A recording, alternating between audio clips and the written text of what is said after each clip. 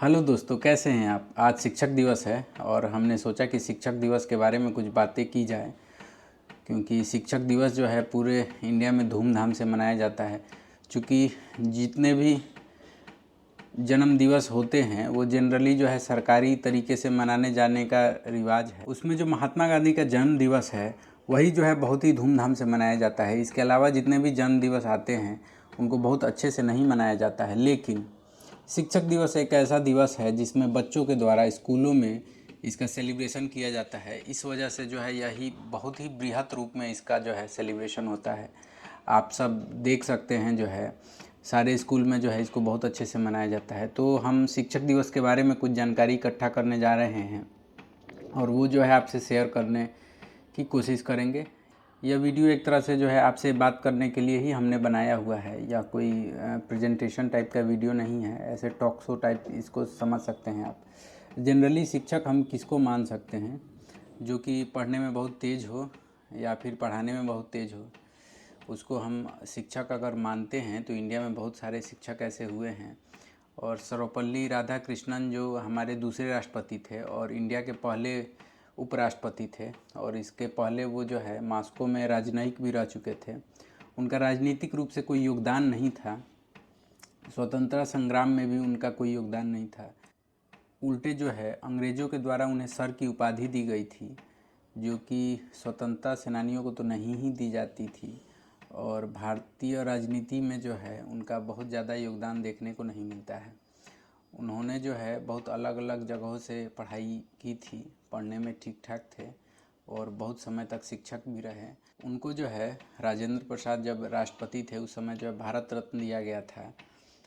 और सर्वपल्ली राधाकृष्णन ने जो है अपने मृत्यु से पहले यह आग्रह किया था कि उनके जन्मदिन को शिक्षक दिवस के रूप में मनाया जाए, और यह एक तरीके से और इस तरीके से जो है शिक्षक दिवस 5 सितंबर को मनाया जाने लगा और बहुत ही धूमधाम से मनाया जाने लगा।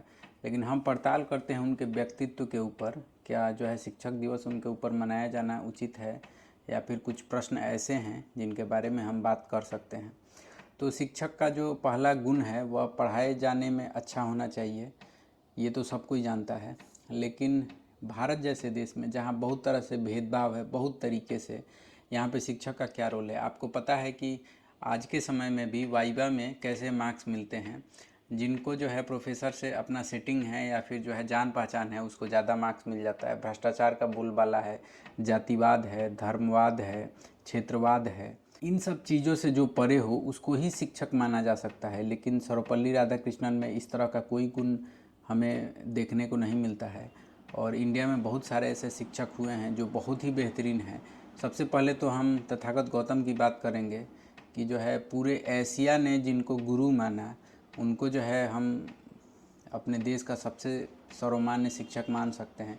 उसके उसके बाद भी जो है बहुत सारे लोग थे, जैसे कि सावित्रीबाई फूले, जिनके द्वारा वंचितों को, महिलाओं को, खासकर महिलाओं को पढ़ने का अधिकार नहीं था भारतीय समाज में।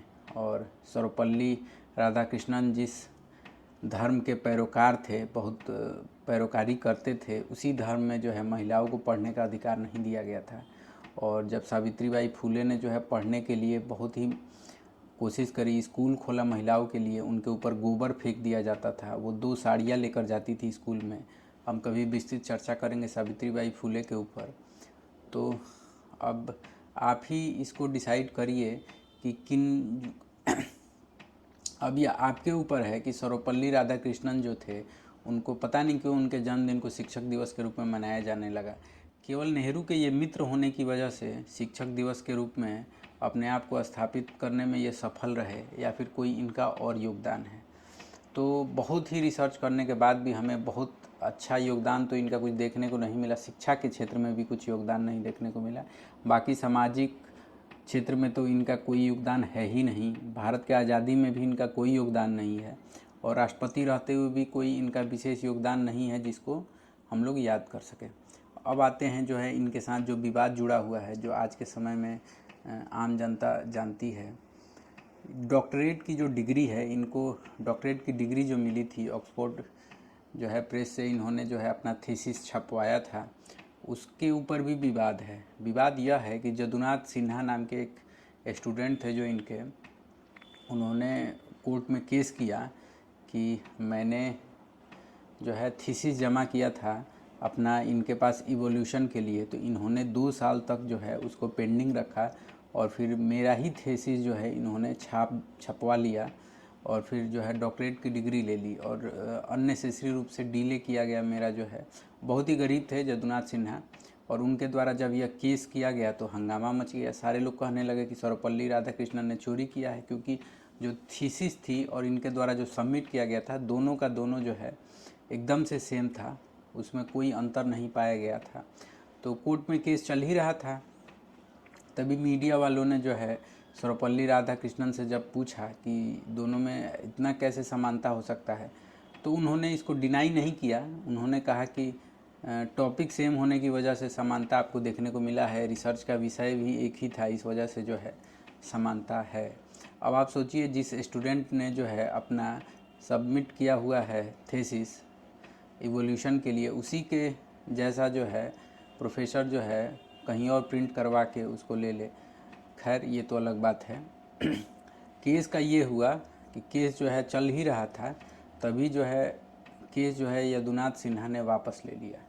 अब ये क्यों वापस ले लिया इसके बारे में जो है नहीं कुछ पता चल पाया, लेकिन पूरा जो है मार्केट में ये खबर फैली हुई थी उस समय कि कोर्ट के बाहर जो है 10,000 रुपये में यह सेटलमेंट हुआ है। और गरीब थे यदुनाथ सरकार, और उस ज़माने में 10,000 रुपये का बहुत ही वैल्यू होता है।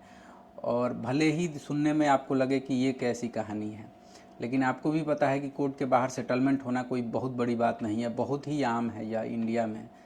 तो आप अब समझ गए होंगे कि जो है सर्वपल्ली राधाकृष्णन के ऊपर जो है यह एक दाग था, जिनको उन्होंने एकदम से सीधे सीधे जो है डिनाई नहीं किया था, और उन्हीं के नाम पे जो है आज हम शिक्षक दिवस मना रहे हैं। तो आपको क्या लगता है कि शिक्षक दिवस मनाने के लिए जो है वह उपयुक्त व्यक्ति थे, या फिर जो है सावित्रीबाई फुले के नाम से जो है हम लोग शिक्षक दिवस जो है मनाने की मांग करें सरकार के सामने?